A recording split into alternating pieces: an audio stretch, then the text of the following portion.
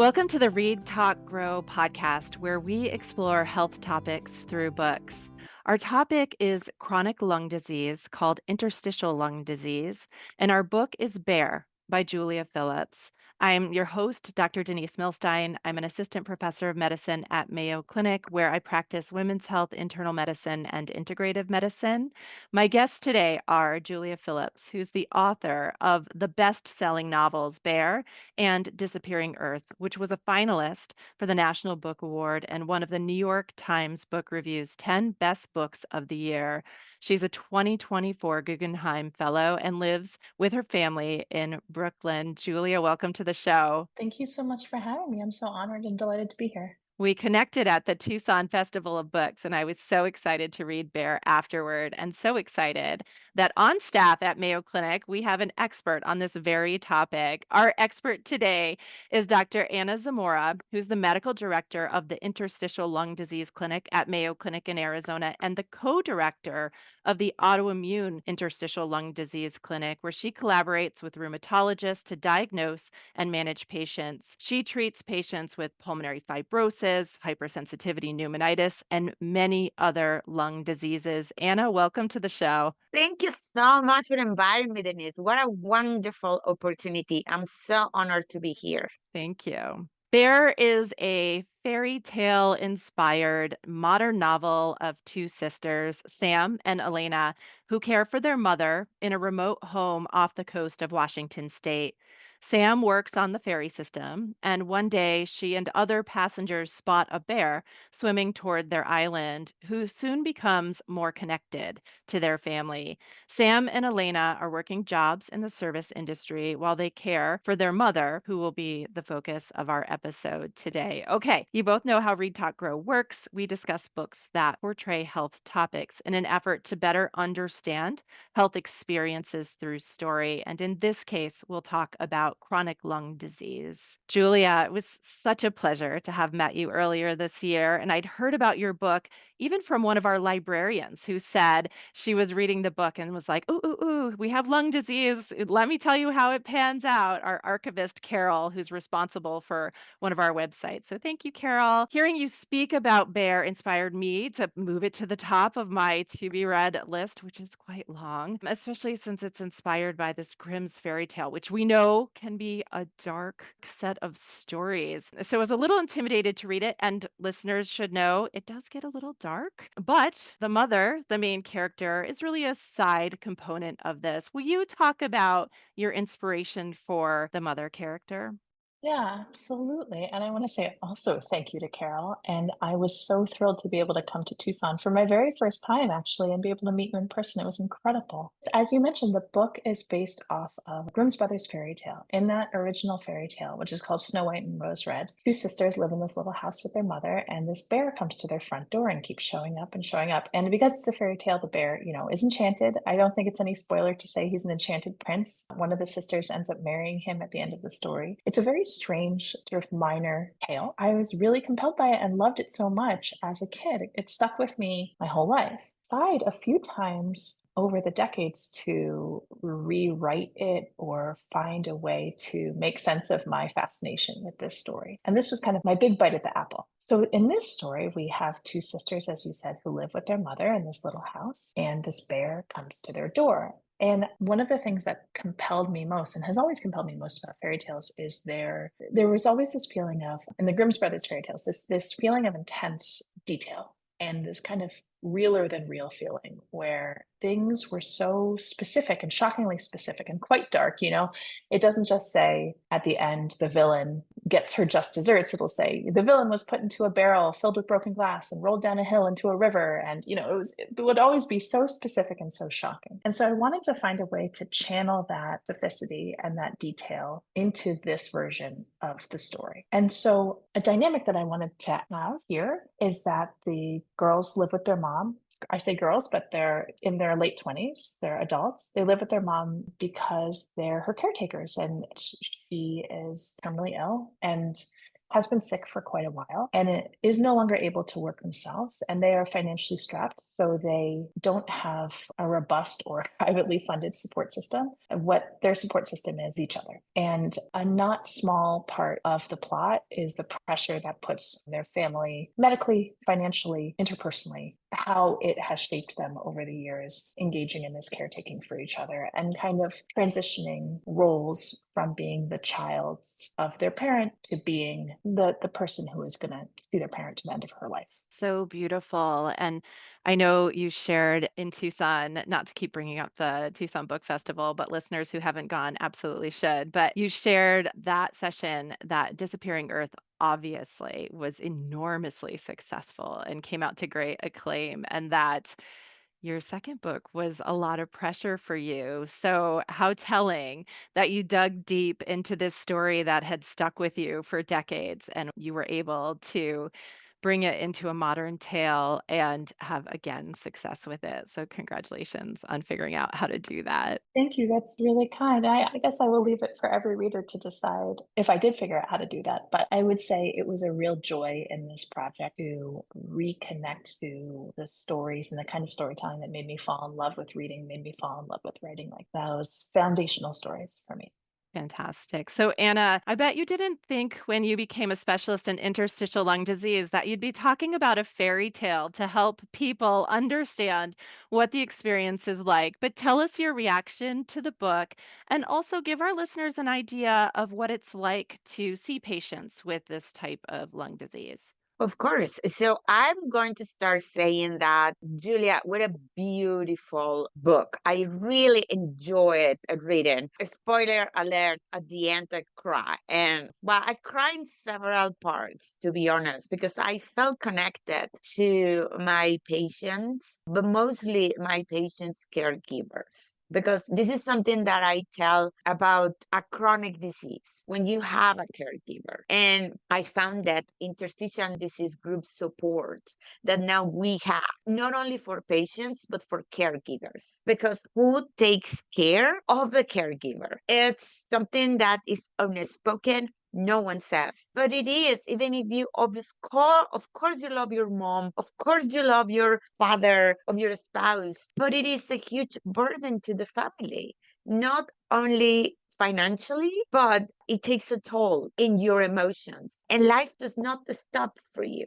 You need to go to work every single day, and you need to bring the bacon to the house, and at the same time you need to put your feelings and everything aside to take care of your mom. In your case, that you beautifully describe it. It's a wonderful book. Thank you for writing it. Thank you so much for reading it. It's mind blowing to me that I can make up the story and get to talk with you about it. I mean, it feels like such a privilege and just quite extraordinary to get to talk to someone with your shared expertise. There's a lot of tension in the book. There's a lot of pulling, whether it's this interface with the bear, which really is the main story. But some of the other tension, Julia, comes from what you've said about the girl's background. So they live in poverty or near poverty. They definitely live without a form of safety net. They are trying to sort of claw their way to being able to pay for the medical bills and right size their job to be there for their mom or be there to take her to her appointments and things like that. Can you talk about that tension with economic stress on top of a major health issue, how you incorporated it in the book? It's funny, the degree to which I incorporated that stress in the book, with every bit I put in, I thought this is just the tip of the iceberg. There's so much more pressure here. There's so much more claustrophobia here. There's so much more demand here that is not even mentioned in the particulars of her care or working out of their schedule or the kind of juggling they do between credit cards or between bills or what they can put off and what they can't put off. There's a kind of joke in fiction writing that it's fun to do all of this research to end up with like a single sentence or a single paragraph on the page. And I felt that often what we're getting on the page was so little compared to the experience of this pressure in these characters. You know, I say real lives, but they're fictional real lives. What is going on with them in the day to day? I came to this story. This for me was a book I started writing in the first year of the COVID pandemic. And without a doubt, the kind of pressure that the pandemic put on my household and all of our households, I think, was formative. Incredibly, incredibly formative. I also entered into my own experience of caretaking from a very different angle, which is that I had my first child in June 2020. And it was a kind of caretaking, a kind of interaction, through pregnancy and birth and postpartum, prolonged interaction with medical facilities, with health insurance, with exploring like what support is possible or affordable or achievable, looking at the difference between what you think should be or what is available in other places and what is available where you are and what actually exists. I had been lucky enough up to that point not to have prolonged interactions with those systems. And it was a real education for me. And I think all of those feelings and the kind of like number crunching of, as you say, like trying to right size one's life to fit into the pretty impossible to manage constraints of how you continue to function as a household when there is an insufficient support really, really influenced how this story was shaped. I love what you said about the research because this is why we talk about fiction. I think many readers don't understand the degree to which you have to learn about this whole big issue or component of the story. And like you said, that's what makes it rich. That's what makes it authentic. But in your telling, it can be such a couple lines but only if you've done the research do those come out authentically, which is why we try to highlight the featuring of health conditions, like in this story with the mother. So, Anna, the girl's mother, Michelle, has been an esthetician. She's no longer working because of how ill she's become, but she's spent her career inhaling toxic chemicals that eventually have resulted in this end stage lung disease. I know many of our listeners will think about lung disease and smoking, but can you talk about other exposures that lead to lung disease? Yes, when you smoke and you have an experience of second sight to smoke, or that can potentially goes to emphysema, COPD, or bronchitis, who has nothing to do with interstitial lung disease, which is a disease of the lung parenchyma in the interstitium. However, I have to say that because that's my other passion, telomeres, senescence, and genetics. If you smoke, you are going to turn on a gene. I mean, you don't know that you have the genetic predisposition to have interstitial lung disease, and you can go all your life and not knowing it and not developing. But if you smoke, that is going to turn on the genes. So I'm going to preface saying that interstitial lung disease is like an umbrella of, I'm going to say more than 200 of disease out there. Wait, say that again. 200 Yeah, forms of interstitial lung disease. that's correct. That is incredible. Yeah, mind blowing. And all of them have very funny names and very long to learn, maybe Latin. Each of them is very different it's very heterogeneous. Number one is idiopathic. That's the more common. We don't know what it causes. The second bunch of diseases that I'm going to say encompasses 100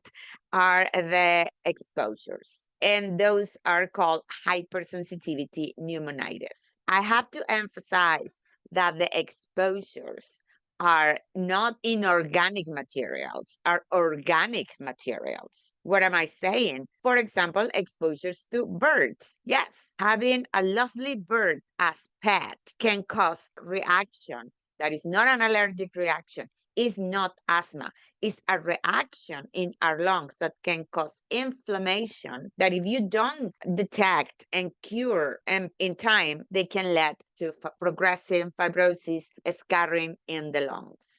Let me just restate this because there's a lot here, right? So the biggest group of interstitial lung disease, which is lung disease happening in the lungs, it's not from the heart, it's the lung tissue itself, that spongy stuff itself. The number one is idiopathic. So we don't actually know what caused it. But number two is this huge group of exposure diseases. And that could be from a lovely pet like a bird, and also from occupational, right? I'm sure you're going to go there next. I want to say to all the people who are listening to us, this is my bread and body. Everybody comes and say, do I have pulmonary fibrosis? And so interstitial lung disease is a synonym of pulmonary fibrosis. It's the same as saying, yes, you have scarring in the lungs. However, not everybody has the fibrosis stage. If we caught it in the inflammatory stages, we can cure these patients. And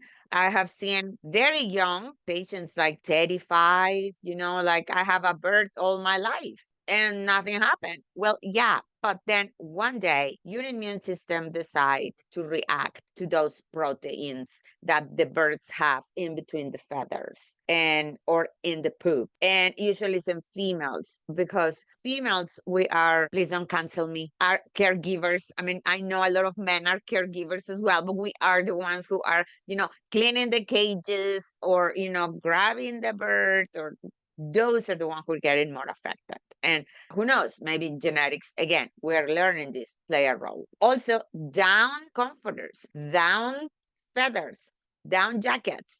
So that's why I ask my patients, okay, you don't have a bird, but do you have a dead bird? And they're like, what are you talking about? Yeah, down products. They have the same feathers who have the proteins. And when we inhale it, when we sleep, we inhale it, and then we can develop this reaction. The other is so many. Woodworking. Do you know people who woodworking inside of the wood, they leave this thermophilic wannabe spore fungi that they're not going to get infected to you. You just get a reaction again. Like I said, organic. Water leaks. They can predispose to molds. You inhale it. Old carpets underneath harvest molds, and you inhale it, you can have it, or you not. It's very genetic predisposition. In some areas of the Southwest, not here in Arizona because it's very dry, but they have this device called swamp cooler, which is not air conditioning. And again, it's the same process. They have water running through hay, and that can predispose to have molds. That's why, I don't know if you heard about the farmer's lungs. So in the hay that is out there getting moldy, you can breathe it and have this disease. What is the name of this disease? The second batch, hypersensitivity pneumonitis. All right. And there's so many of the exposures. So the other part is the inorganic, because those are organic. So the inorganic is pneumoconiosis, and those are like asbestosis, silicosis, hard metal berylliosis that can affect. The other part, and I think is the one that the mother has, is sarcoidosis, which is a granulomatous disease that we have no idea, again, what it happened. There is multiple theories, but we are not for sure. I read in the book that they say that she was a beauty esthetician and she was exposed to chemicals, but that is not being proven. All of that are just hypotheses, right?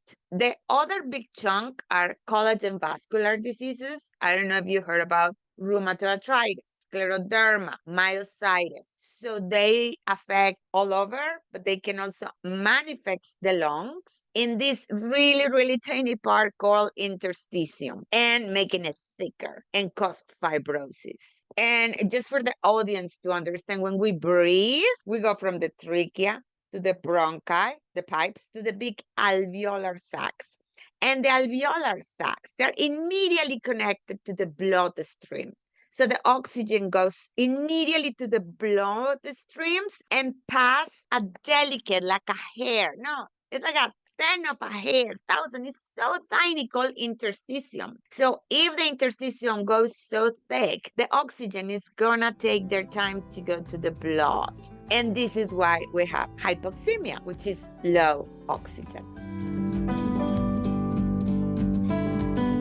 Hey, listeners, we hope you're enjoying this episode of Read, Talk, Grow. If you find our discussions helpful and insightful, please take a moment to subscribe to and rate Read, Talk, Grow on your preferred podcast platform. And don't forget to tell your friends to listen. Your support will help us reach more readers and those eager to learn about health through books.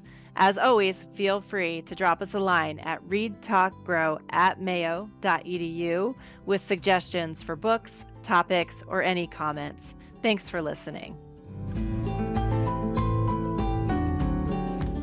I think we see like how complicated this is and how confusing this could be for somebody who's not really thought about it. But then Julia, in the case of the girls, the sisters and the mother, who I think we only hear her name once, Michelle. We typically hear her referred to as, their mother, but we can see why it would be so confusing, this long list of diagnoses.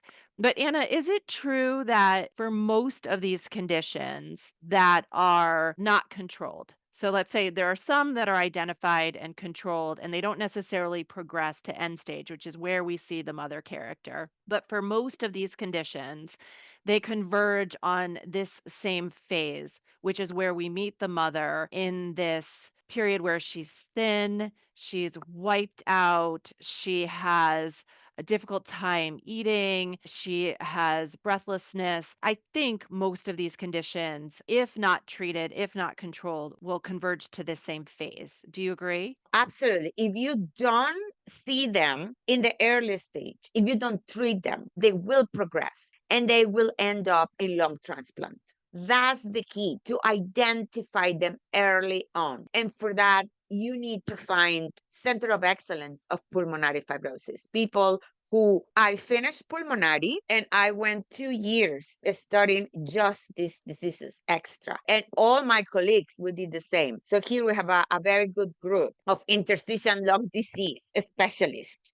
We receive a number of patients from the community. I'm talking about 200 per month, that many. They said, like, what is this? Because it's very difficult to diagnose and it takes a village. It's not only me. I need to partner with the rheumatologist. I need to partner with the radiologists, the ones who are specialized, and thoracic radiologists. Not every radiologist. They need to do extra years. Lung pathologists.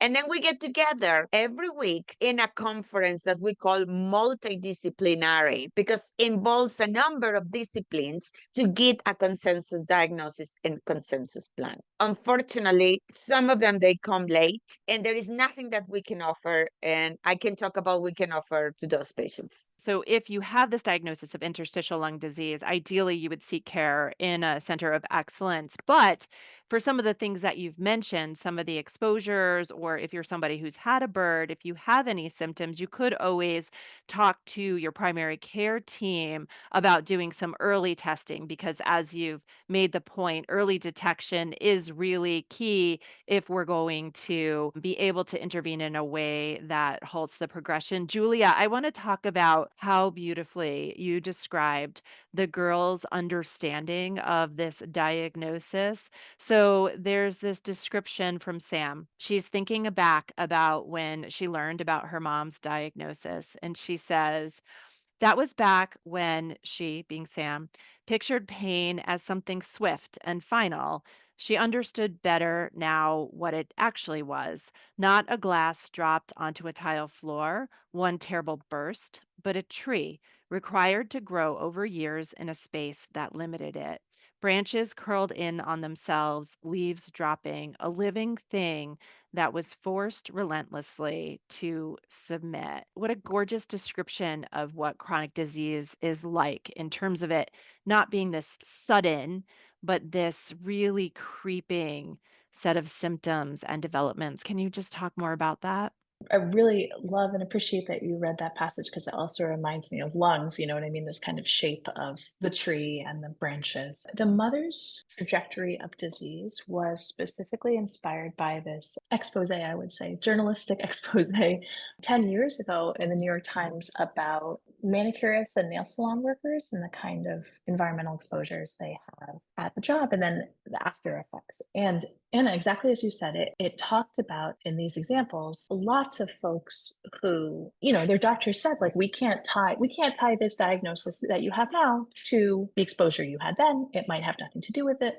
And yet, you are in a place where you are quite sick now, where you've like been working through sick, where all of your colleagues are sick, you've been working through sickness, and we're kind of at the point where there's nothing to do about this. And so I wanted to model her trajectory off of that. And I also wanted to a little bit depict the, like the growing understanding that the girls have and the growing misunderstanding that the girls have about their mom, that they don't fully, Sam at least, our main character, doesn't fully inhabit and understand her mom's experience of disease. She's scared about her mom dying. She's worried about her mom dying. And so she can't bring herself, even through years, to kind of really talk honestly and openly about what's going on or how her mom is feeling, even. And I think this is often the dynamic in any family.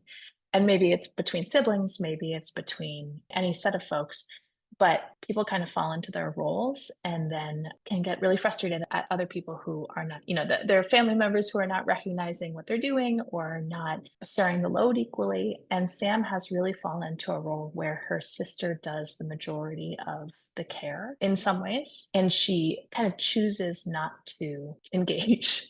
I think sadly, like, can be a role, I think a lot of us can fall into that our whole lives, where your sister always takes care of this, so you don't do that. Or your brother lives nearby your parents, so he takes care of this and you don't. Or, this kind of allocation into certain slots or into certain responsibilities that doesn't feel fair, maybe, to all the people who are involved in it. What Julia told me, describe, is I see it every single day. It's the family interactions, the dynamic. Like, one takes the role of the caregiver, and some of them are in complete denial, whether they don't accept that or they are working for a miracle, depends on your faith. It's very hard for us to relay the message of what is happening. And so that's why we need, again, it takes a village.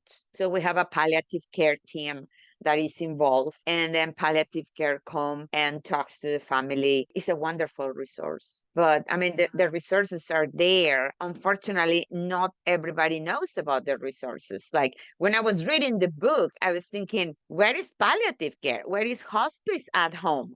I mean, she should have a nurse that comes to, instead of the sister getting all the burden. That's the reason we have, a palliative hospice nurse that goes and take care of her. I was reading about how Michelle, the mother, is sometimes peeing herself because she cannot make it to the bathroom. And that brought tears to my eyes. We, as a healthcare system in America, we have the resources to help. But unfortunately, not everybody has that knowledge, right?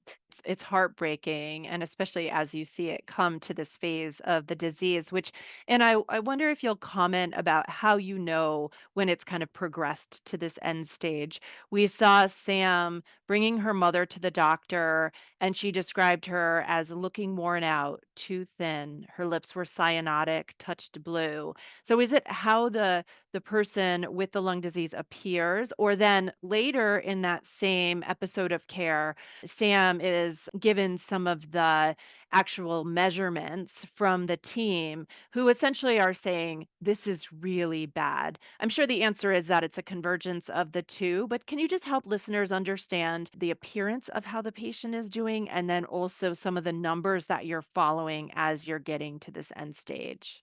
When the patient is becoming at the end, they became really thin. Why? There is not enough oxygen. The oxygen saturation on room air that you and I are breathing is 99%, 98%, 97%. When it goes below 90, you need oxygen. And this is the supplemental oxygen. You can only get enough liters, right? For example, the portable concentration to go out and allow you to do your daily activities, you go to 4 liters, 6 liters. When you cannot move, if you say, is when you get to the end stage, when you need more than 10 liters. And when, despite those liters, you became blue and cyanotic, this is when your body start overworking. He start breathing a lot to have more. How I explain to my patients is like, it's the equivalent of you being on a treadmill 24/7 because you are panting and breathing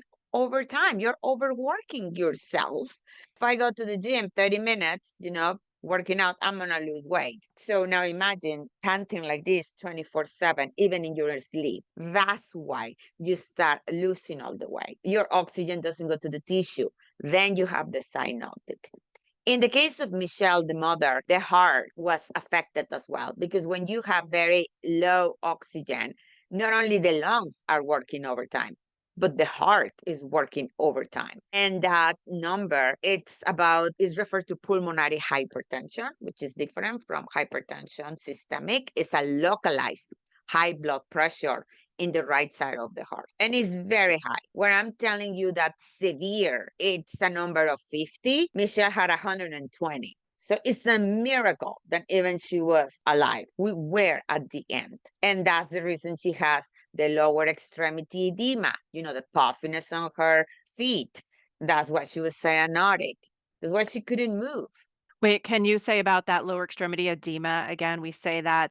Can you describe that for our listeners who maybe haven't known what to call that or realize what that is? Puffiness in the legs, swelling in the legs, because the heart couldn't have enough. It cannot, the pump is failing. Not only is easy to pump it out, but to return it, to the heart is very hard. And so all the blood is stagnant down there, doesn't have strength to coming back to the heart and the lungs. And that's what has been described in the book.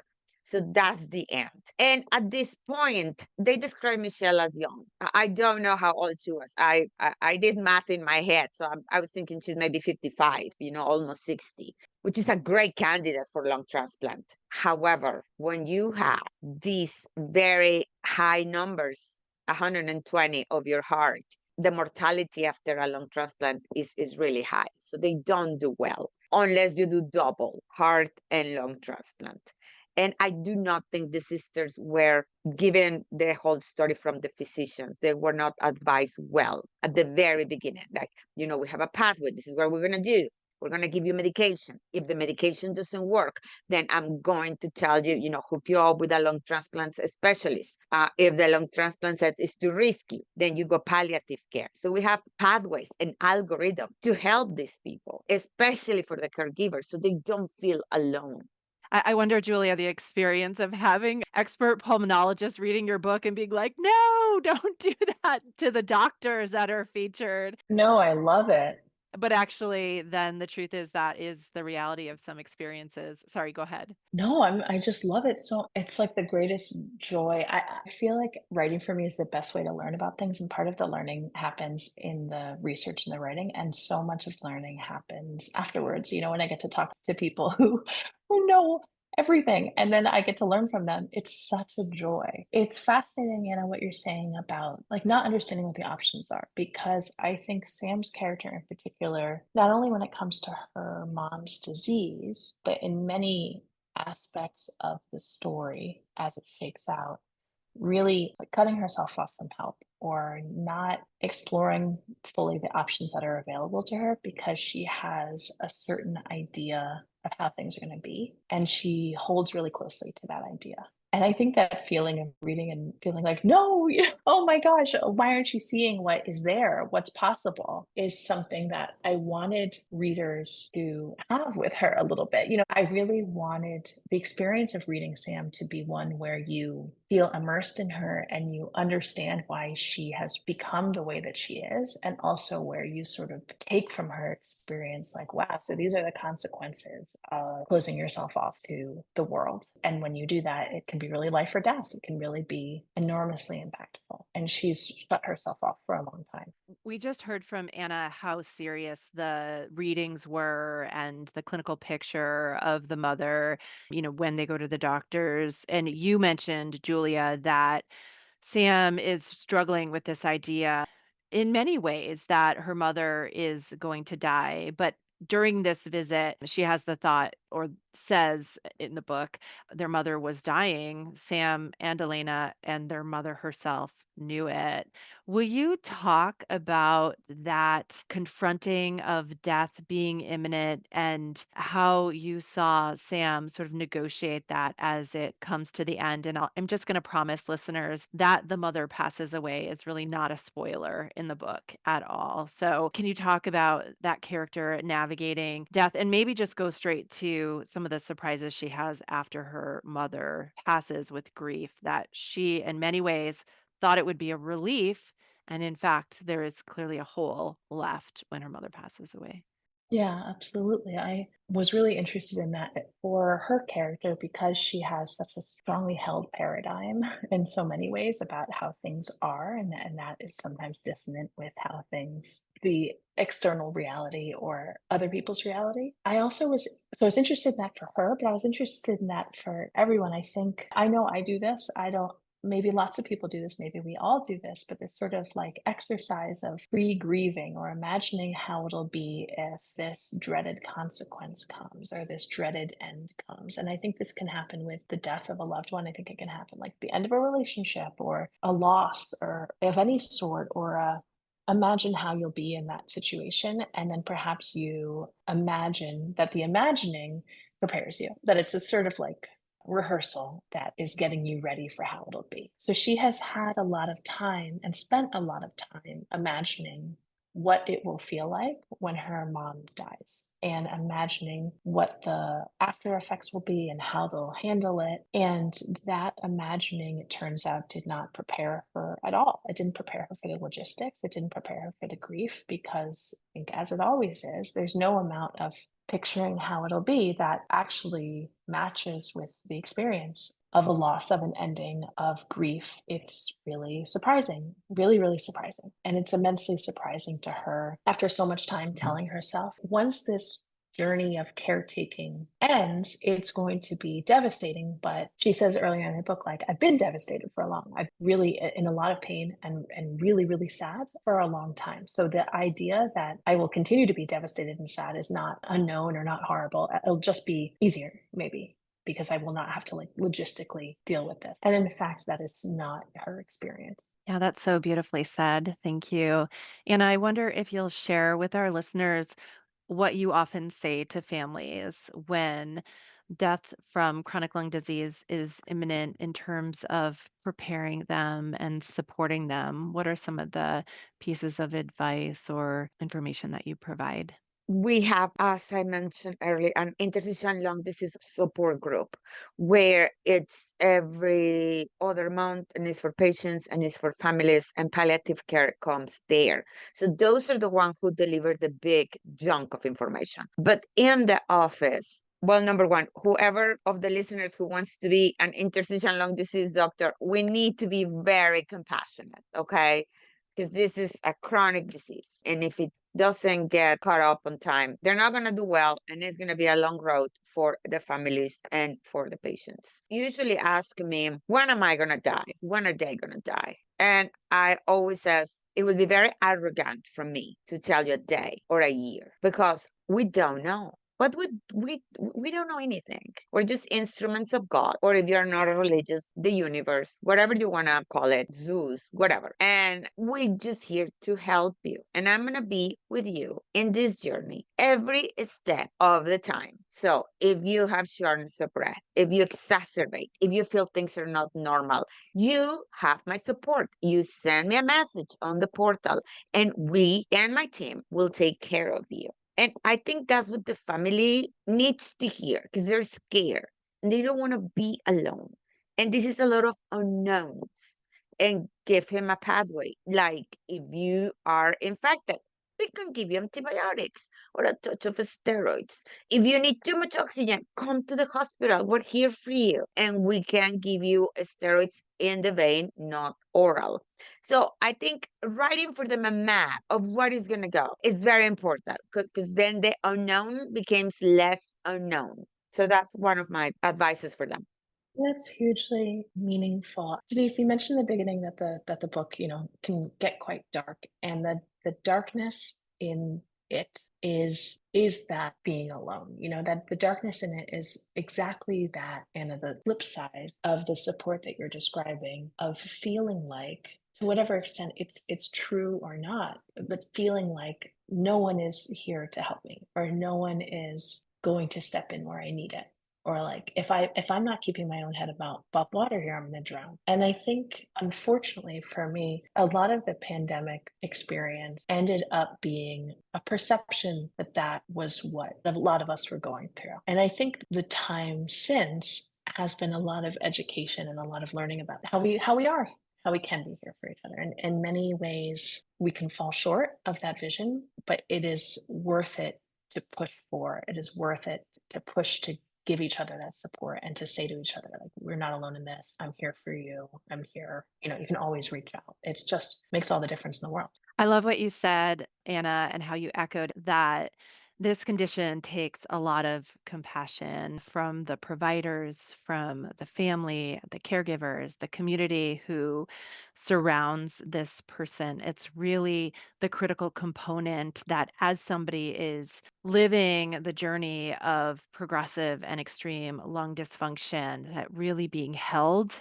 is the best we can do and being there for people with whatever the next corner brings. So I'm really grateful that the world has compassionate lung specialists like you, Dr. Zamora, and compassionate writers like you, Julia, who bring the reality of this onto the page and into the story.